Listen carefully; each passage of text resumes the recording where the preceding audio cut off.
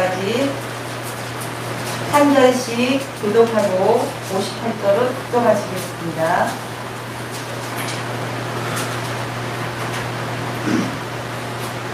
이 모든 것을 깨달았느냐 하시니 대답하되 그러하오이다. 예수께서 이르시되 그러므로 천국에 제자된 성수관마다 마치 새것과 옛것을 그 덕간에서 내어오는 주인과 같으니라. 예수께서 이 모든 비유를 마치신 후에 그 곳을 떠나서 고향으로 돌아가사 그들의 회당에서 가르치시니 그들이 놀라 이르되 이 사람의 이 지혜와 이런 능력을 어디서 났느냐. 이는 목수의 아들이 아니냐. 그 어머니는 마리아, 그 형제들은 야고보, 요셉, 시몬, 유다라 하지 않느냐.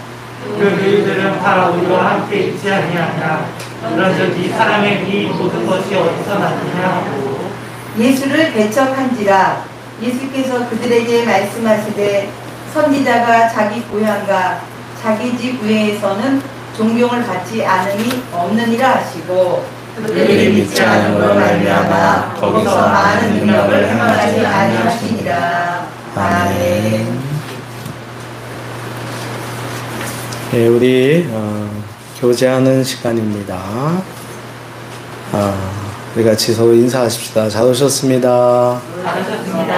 환영합니다. 네, 괜찮습니다. 잘했습니다. 좋습니다. 잘 될 겁니다. 또 오랜만에 우리 유수연 자매가 교육에서 예배 참석했습니다. 환영합니다. 반갑습니다. 이렇게 또 우리 유아밀 우리 형제님도 참석하셨네. 반갑습니다. 저는 기도하고 말씀 듣겠습니다. 하나님 아버지, 시간도 저희들이 주의 말씀을 듣기를 소원합니다. 주의 말씀은 내 인생의 깃발이 되며 또 진리와 진리가 아닌 것을 구분하는 가늠자인 줄 믿습니다. 하나님, 오늘 저희들이 주의 말씀을 잘 듣고 아버지의 말씀 앞에 맞는 저희들 되게 하여 주시옵소서. 말씀을 기뻐하며 그 말씀을 마음에 담으며 그 말씀을 내 인생의 방향으로 삼는, 깃발로 삼는 저희들 되게 하여 주시옵소서. 주님께서 이 시간 저에게 말씀과 성령으로 큰 은혜를 주시기를 소망하며 예수님의 이름으로 기도합니다. 아멘. 형제 함께 사는 거 빠졌어요. 그죠? 예. 그래, 그 노래 합시다. 네. 하고, 예. 같이 하겠습니다.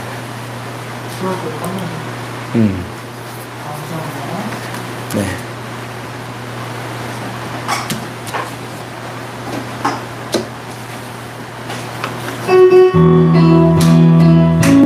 옆에 분들 좀 쳐다보면서 합시다. 형제와 함께 사는 거 그것은 아름다운 것. 우리들은 한 가족, 예수 안에서 한 가족. 당신은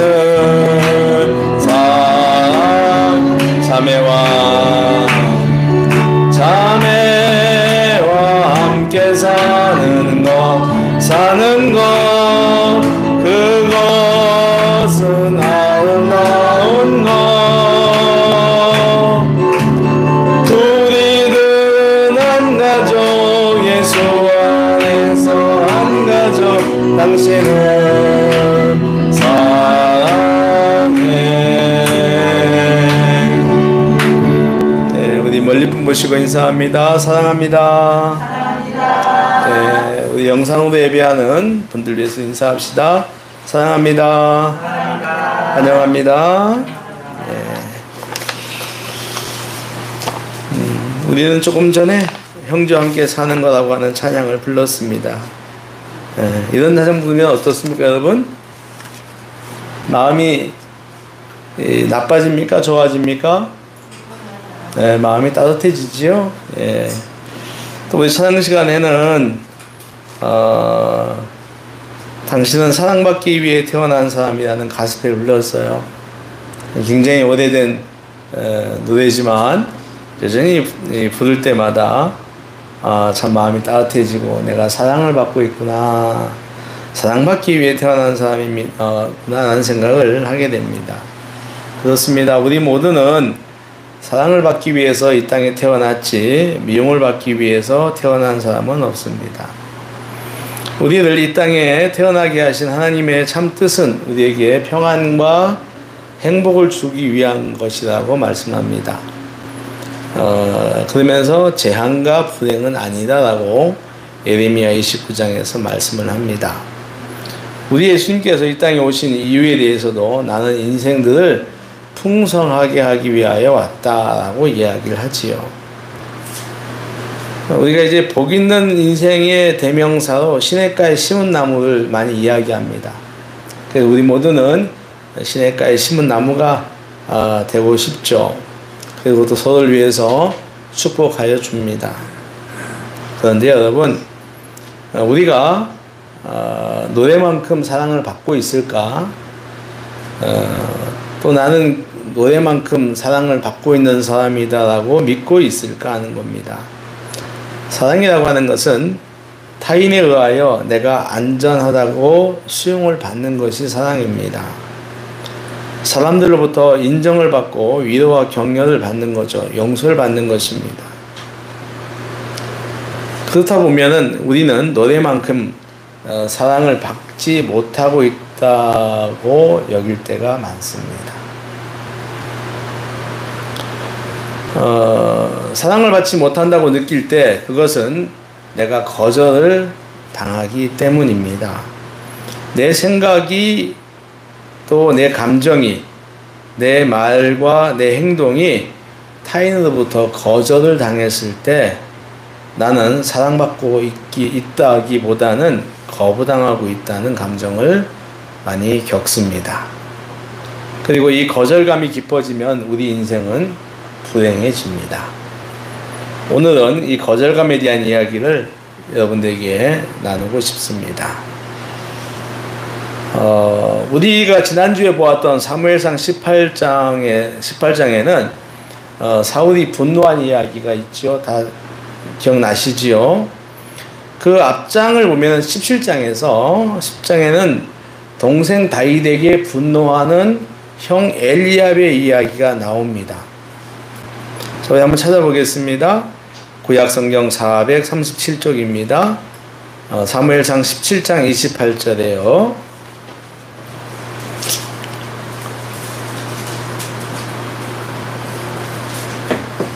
437페이지 사무엘상 17장 28절입니다.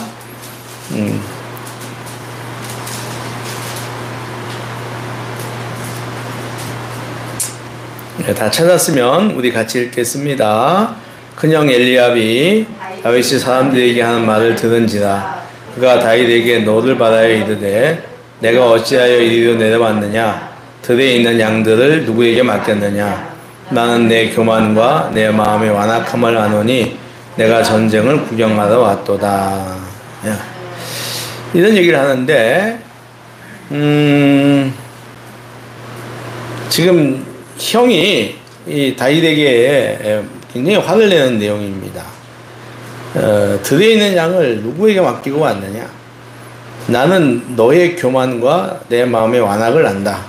내가 전쟁을 구경하러 왔다고 얘기를 해요. 이거는 그럼 다윗이 정말 그랬을까요? 다윗이 뭐 형한테 덤비거나 뭐 잘못한 것이 있을까요? 그렇지 않습니다. 다윗의 큰형 엘리압은 다윗이 내가 골리앗과 맞서 싸우겠다고 하니까 이같이 화를 버럭 내는 것입니다. 골리앗 끝장내기라고 하는 책을 보면은 엘리압의 이런 분노는 그가 가지고 있는 거절감의 상처 때문이라고 이야기를 합니다. 엘리압은 이 사건에 앞서 사무엘 선지자가 이스라엘의 왕을 찾으려고 이새의 집을 찾아갔을 때 이새는 당연히 장남 엘리압에게 사무엘이 기름을 부어줄 줄 알았습니다. 장남이니까. 이스라엘은 또 장남의 문화니까요. 그렇다면 엘리압 역시 기대했을 것입니다. 그런데 사무엘은 엘리압도 아니고 둘째도 아니고 셋째도 아니고 모두 다 거부를 하다가 가장 나이 어린 철없는 다윗에게 기름을 붓습니다. 형들이 보는 눈 입장이에요. 철이 없는 놈. 이 사건은 형들, 특히 큰형 엘리압에게는 큰 거절이 되었고 이는 그에게 엄청난 상처로 작용을 했을 것입니다. 그래서 지금 그는 엘리압은 골리앗과 싸우려 하는 동생에게 악담을 하고 있는 거예요. 그러니까 당했던 거절감으로 인해서 다윗에게 지금 동생에게, 그것도 전쟁을 하러 나온 동생에게 아주 악담을 퍼붓고 있는 거죠. 사울도 마찬가지입니다. 그는 사울은 천천히요 다윗은 만만이라고 노래하는 여인들에게 왕으로서의 자신의 존재와 권위가 거부당한 느낌을 받습니다.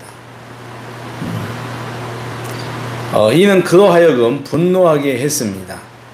사울에게도 내면에 있는 어떤 거절감과 기분 상한 것이 결합되어서 있었던 거죠. 그래서 계속해서 다윗을 죽이려고 쫓아다니는 겁니다. 이렇게 보면 이 분노하고 거절감은 연결되어 있는 것을 볼 수가 있어요. 그러니까 거절감이 분노로 이어진다, 이렇게 보는 것입니다. 이런 거절감은 오늘 우리 사회에서도 흔히 일어나고 있습니다.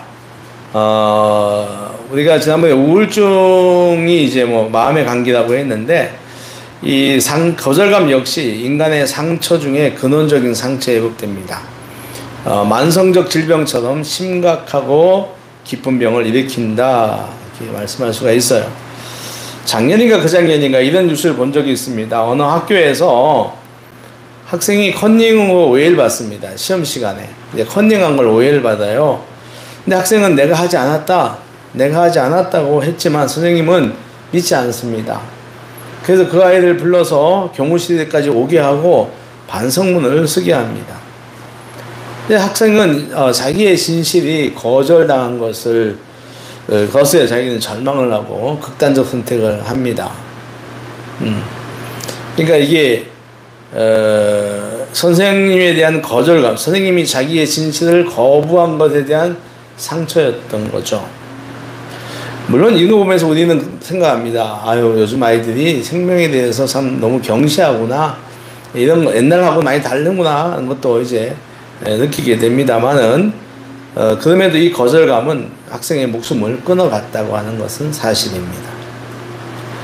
이런 이야기도 들은 적이 있습니다. 10개월 된 딸을 재워놓고 장 보러 나간 엄마가 장을 보러 나갔는데 아이가 깬 거예요. 그러니까 늘 안 깼다고 그러니까 깰 때쯤 돼서 그 전에 돌아오는. 근데 엄마들 대충 뭐 알잖아. 아이가 이제 잠이 들면 언제쯤 잔다, 이런 거. 근데 그날은 아이가 그냥 엄마의 추측보다도 빨리 깬 것 같습니다. 아이가 이제 엄마가 없으니까 얼마나 놀랬겠어요. 10개월짜리가. 그래서 이방저방 기어다니다가 결국 그냥 지쳐가지고 세탁기가 있는 다용도실 앞에서 잠이 들었다고 합니다. 많이 공포스럽고 많이 울었겠죠. 지금 그 아이가 중학생이 됐는데 지금도 그 다용도실 근처는 가지 않는다. 절대 가지 않는다.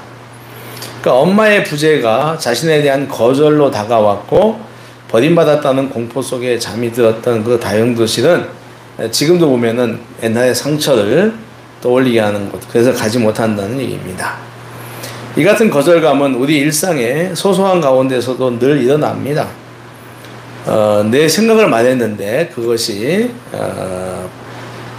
받아들이지 않을 때, 내 감정을 이야기했는데 받아들이지 않을 때, 내 의견을 말했는데 그게 잘 되지 않을 때, 또 내가 공동체를 위해서 헌신을 했는데 사람들이 인정을 해주기는커녕 관심을 주지 않을 때 말입니다.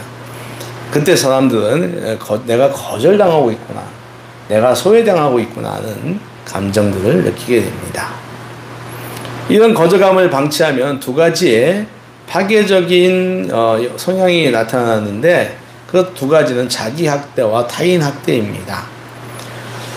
거절을 자주 당하면 자존감은 당연히 낮아지죠. 나는 쓸데없는 사람인가 봐. 이 거절감의 이 상처를 치유하지 않으면 자기 연민에 빠지고 결국은 더 깊어집니다. 이게 이제 자기 학대인데 나는 거절당했다, 쓸모가 없다, 패배자다, 왕따다 하는 거예요. 그런데 또 하나의 성향은 타인 학대로 이어집니다. 그러니까 아까도 본 것처럼 동생 다윗에 향한 형 엘리압의 분노가 거절로 시작되어서 동생의 공격으로 이어지는 거죠. 그러니까 우리가 흔히 말대로 이제 종로에서 뺨 맞고 한강 가서 화풀이 한다 그러나요? 예. 그러니까 이제 맞죠? 네. 그러니까 이제 그 타인에게 거절당했는데 그걸 갖다가 다른 데 가서 분풀이를 하는 거죠. 그럼 가인의 분노도 마찬가지 아닌가요?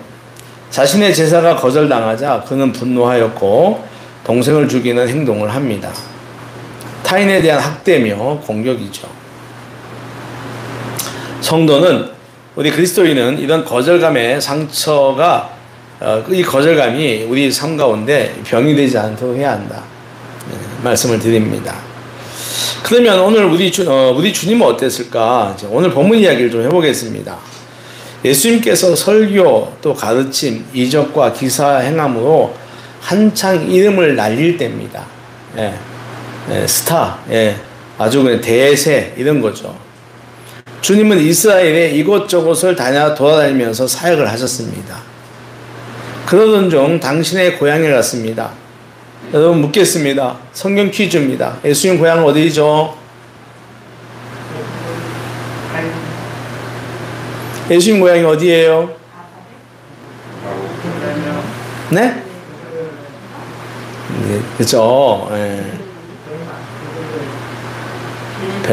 베들레헴이 고향인가요? 그죠? 우리가 이제 고향하고 출생지는 좀 다르죠? 출생지는 태어난 곳이고 고향은 자란 곳을 갖다가 얘기를 합니다. 그죠? 그 예수님은 크게 태어나신 곳은 베들레헴입니다. 그죠?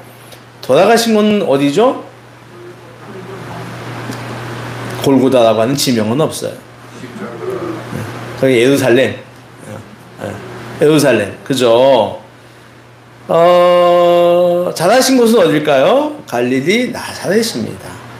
그래서 나사렛 예수라고들 해요. 그러니까 이렇습니다, 여러분. 잘 들어보세요.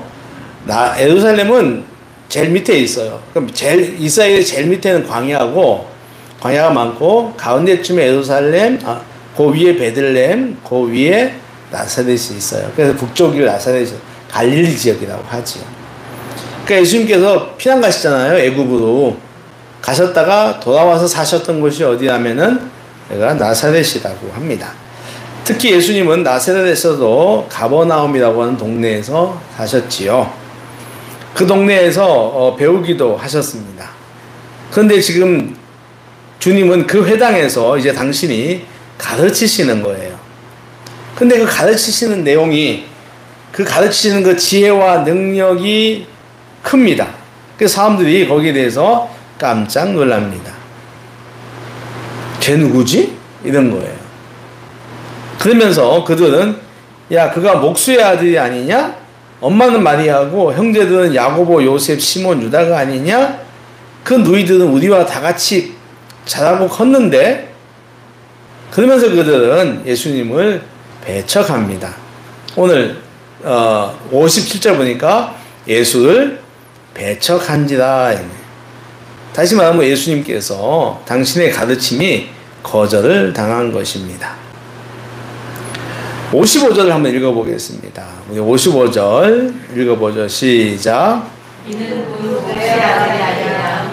어머니 마리아, 너희들은 야고보, 요셉, 시몬, 유다 하지 않느냐? 예.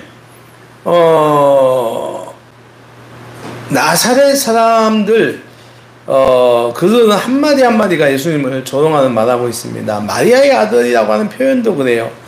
여러분, 우리나라 갈 때, 누구의 아들 할 때 앞에 아버지를 붙입니까? 엄마를 붙입니까? 그죠? 한국은 가부장 유교국이기 때문에, 우리 선애를 할 때, 사람들 앞에 볼 때는 양승일의 딸 양선애, 이렇게 얘기합니다. 그죠? 그게 오순정의 딸 하려고 할 수도 있지만, 대체로 한국은 이제 앞에 아버지를 붙입니다. 이스라엘은 더 하잖아요. 그 집에는, 그 동네는 여자하고, 이렇게 아이들은 아예 쳐주지도 않지 않습니까? 그런데 오늘 이들이 뭐라고 하냐면, 마리아의 아들이라고 합니다. 어머니는 마리아.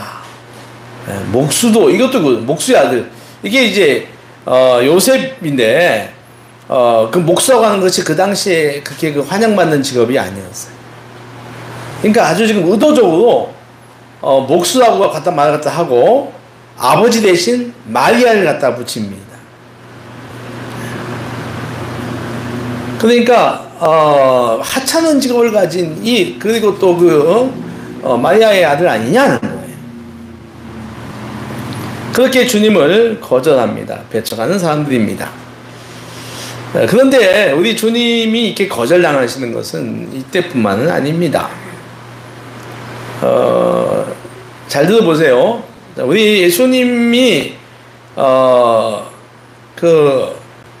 마리아가 동정녀 잉태를 하고 베들레헴에 호적하러 가지 않습니까? 그때 마리아의 배는 만삭이었습니다. 그죠? 근데 중요한 것은 해산할 숙소가 없어요.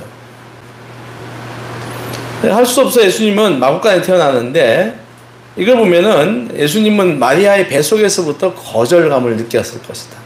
어떤 사람이 이런 얘기를 했어요. 예. 그 배 속에서 있는 아이들도 거절감을 느낀다고 그러죠? 엄마로부터. 학자들 맨날 심리학자들 얘기를 합니다. 태중에서부터 거절감을 느낄 수 있다면, 우리 주님은 태중에서부터 빈방이 없다라는 말을 들으셨던 분이에요. 빈방이 없다. 나를 낳을 빈방이 없다. 방이 없다는 거죠.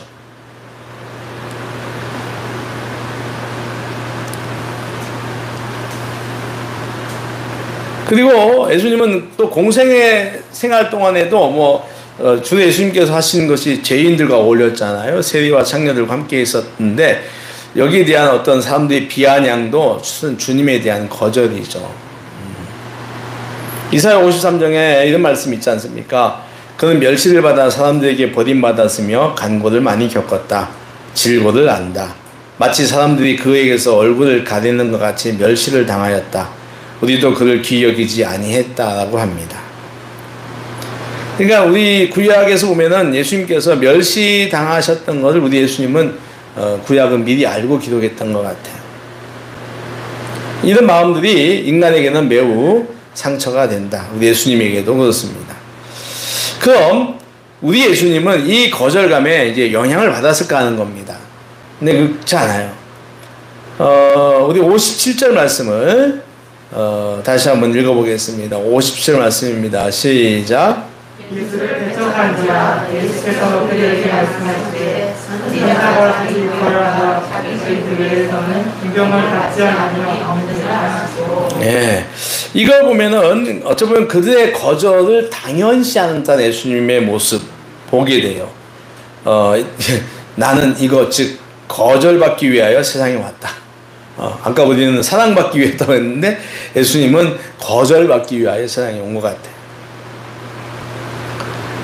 우리 예수님 이처럼 늘 이 세상 사람들의 거절에 익숙해져 계셨고 특별히 상처를 받지 않으셨습니다. 거절당하지 않는 힘이라는 책이 있다고 합니다. 그 책에서 유명한 미국 배우 로버트 디 니로가 예술을 전공하는 졸업생들에게 축사하는 이야기가 이 페이지가 있는데요. 이런 이야기를 했다고 해요. 예술가의 인생은 변호사나 의사와 다르게 수많은 거절을 당하고 우리 앞에는 거절의 문이 있다.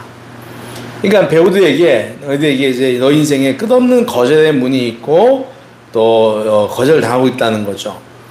요즘 TV 드라마나 영화를 보면은 오디션이란 말이 있습니다. 그죠? 뭐 오디션을 몇 천 대를 통과해서 이제 뭐 오디션에 이렇게 뭐라고 돼? 뽑혔다고 그러나? 예. 그 옛날에는 뭐 이름만 있으면 어떤 배역이든지 막 갖다 할 수 있었는데 지금은 그렇지 않다고 하죠. 그러니까 유명한 배우도 오디션에 떨어질 경우가 있답니다.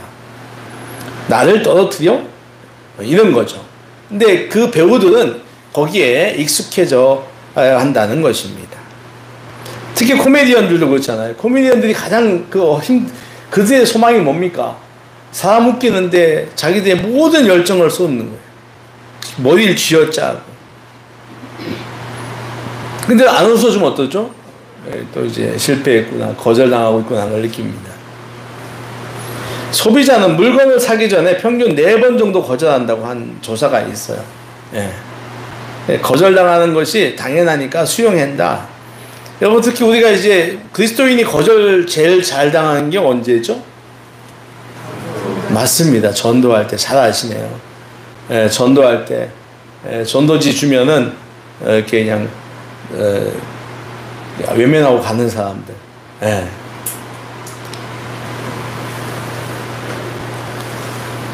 아까 제가 말씀드렸던 것처럼 골리앗 끝장내기라고 하는 책이 있다고 해요.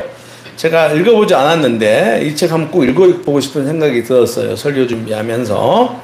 이 책을 쓴 사람은 루이 기글리오라고 하는 목사님이라고 해요.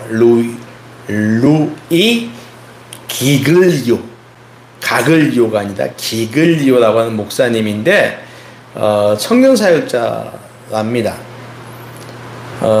이분 역시 극심한 불안장애에 이제 시달렸는데 이 목사님이 이 책에서 골리앗 끝장내기라고 하는 책에서 우리 삶에 존재하는 골리앗처럼 강력한 부정적 감정 5개를 말합니다. 그러니까 아주 골리앗처럼 단단하게 서가지고 우리를 갖다가 위협하고 압박하는 부정적 감정 5개를 이야기하는데 뭘까요? 여러분 한번 맞춰보실까요? 분노. 맞았습니다. 예. 그리고 거절감. 예, 어떻게 또 그건 없었어요. 두려움. 그리고 안일함. 그리고 중독. 요 5개를 그분이 우리 삶을 아주 굉장히 괴롭히는 골리앗 같은 부정적 감정들이다. 두려움, 거절감, 안일함, 게으름이죠. 그 다음에 분노, 중독. 그래서 이거 참 이분이 탁월하다 생각을 제가 하고 이 책을 읽어보고 안일함이라든가 오늘 우리가 얘기하지 않는 이 중독 같은 두려움에 대해서도 한번 말씀을 성경적 가르침을 받아보면 좋겠다 생각을 하게 됐습니다. 근데 이분이 거기서 이 거절감을 극복하는 2가지 방법을 이야기를 했어요. 그 책에서 거절감을 극복하는 2가지 길을 말씀하셨는데 첫 번째는 한번 따라해 보시겠습니까? 거절감을 치료하시는 주님께 나가라. 네, 우리가 하나 분명하게 또 똑바로 알아야 하는 것이 있는데 이미 예수님은 우리를 온전히 받아주셨다고 하는 사실입니다. 그러니까 예수님은 우리를 온전히 받아주셨어요. 무슨 말이냐면 있는 모습 그대로 받으신다는 거예요. 내 모습이 어떠하든지 주님은 나를 받아주십니다. 그러니 내 모습이 어떠하든 간에 관계없이 우리는 주님 손에 붙들릴 수가 있는 거예요.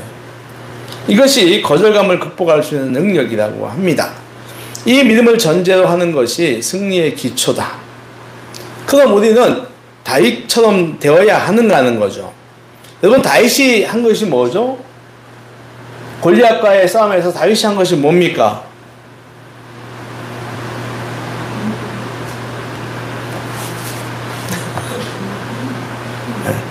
물맷돌 준비한 거예요. 예. 그런데 여러분 다윗이 그 이야기를 잘 보면 그 싸움은 다윗과 골리앗의 싸움은 다윗의 믿음의 고백을 보고 하나님이 싸우신 거예요. 할렐루야. 믿으셔야 됩니다. 다윗이 굉장히 강력하게 고백하잖아요. 너는 너의 힘과 능력으로 나올지 모르지만 나는 만군의 여호와의 이름으로 나간다는 거예요.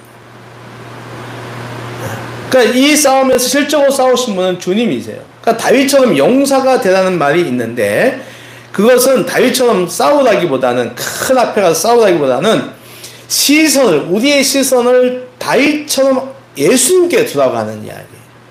누구에게 두라? 하나님께 두라고 하는 거예요. 예수님께 두라고 하는 겁니다.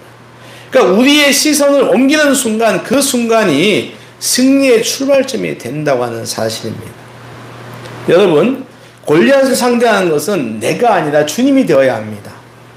여러분 이길 수 있습니까? 우리 못 이깁니다. 두려움 못 이겨요. 거절감, 우리 지난번에 했던 우울증 다 우리는 이길 수가 없습니다. 골리앗을 상대하는 것은 내가 아니라 주님이어야 한다는 것입니다. 우리가 이 사실을 깨달으면 참 좋겠습니다. 주님을 우리가 만나고 영접하고 내면에서부터 이 상황을 보는 눈이 달라지는 거예요. 그러면은 정말로 내가 주님을 만나고 주님이 내 안에 계시다고 하는 그 마음을 가지면 그런 내가 믿게 되면은 그렇게 되면은 그 상황에 대한 해석을 바꿀 수가 있어요. 내가 싸우는 것이 아니라 주님이 싸워주시니까 주님을 믿고 주님을 만난 축복을 누리게 된다는 말씀입니다. 여러분, 우리를 있는 그대로 받아주시는 주님을 의지하시고 주님께서 나를 대신해서 싸우시도록 하시기 바랍니다. 할렐루야. 두 번째 방법은 이 거절감을 긍정의 도구로 만드는 것이다. 무슨 말인가 하면은 여러분 오늘 우리 마태복음 14장 봤는데 13장이죠. 이 병행 구절이 마가복음 6장입니다. 마가복음 6장 1절인데 6장 1절에 이런 말씀이 있어요. 예수께서 거기를 떠나사 고향으로 가시니 제자들도 따르니라. 이런 말씀이 있습니다. 그러니까 이 제자들이 따랐다고 하는 말은 이 마태복음에는 없어요. 그 자리에 제자들도 있었어요. 그런데 마가복음 6장 4절에서 예수께서 그들에게 이르시되 라고 말할 때 거기서 그들은 제자가 아니라 가버나움 사람들이에요. 예수님에 대해서 막 이렇게 배척하는 사람들입니다.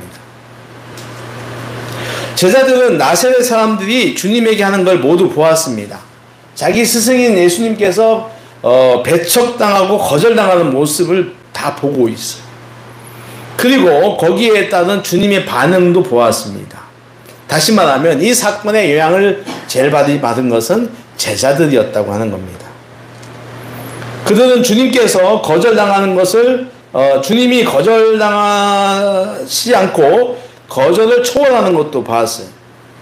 그래서 오히려 이런 모습들은 제자들로 하여금 그들의 어떤 긍정적인 마인드를 가지게 하고 자기들의 사명감을 더 승화시켰다. 이런 거죠. 야, 요즘 가장 인기 있는 우리 스승님도 거절을 당하는구나. 아니 우리 선생님은 저 거절에 무너지지 않으시고 더욱 당신의 사명의 기교로 삼는구나. 이런 얘기죠. 근데 바울도 이런 말 비슷한 말을 합니다. 고린도전서 4장에 보니까 우리 한번 같이 읽어볼게요. 267쪽입니다. 한번 찾아보겠습니다. 고린도전서 4장 9절.